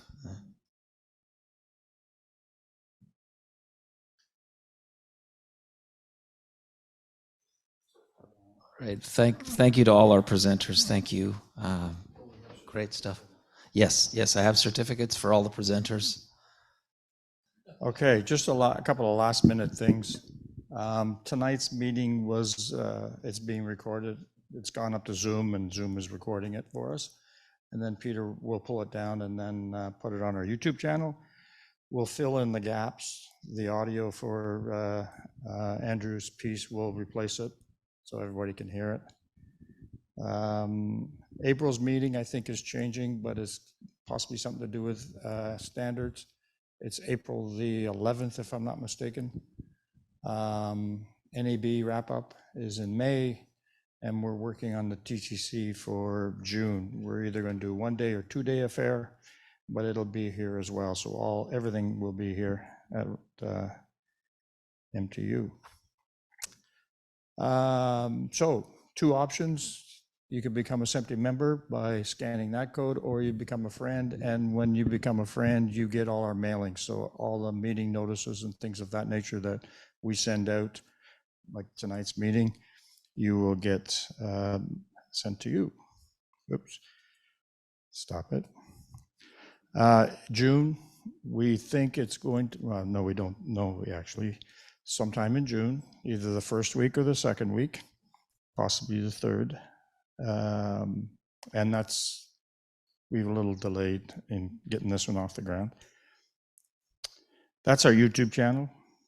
And I mentioned this a couple of meetings ago, that we go back to 2014 of videos that are up on the YouTube channel. So if you're ever bored on a Saturday night and not knowing what to watch, bring it on. What's that? No, well, maybe we should think about that. Tony, we're going to talk. Yeah. And that's information about us. There's the website. Become a friend. If you didn't get the barcode, that's the URL. Twitter, LinkedIn, I think we're on as well. And that's our email address. And that's it. So thanks very much. Thanks to the sponsor tonight, and great pizza. There's still some left over back there, by the way, if anybody's, so thank you, Whirl. Craig, thank you very much. Did you fly in, by the way? Wow. So you get the award for the furthest away. If you want some, I'll pack your bags with it. I got lots of it. Cool. Thank you. Thank you to the presenters. Thank you for coming. Thank you to the virtual crowd.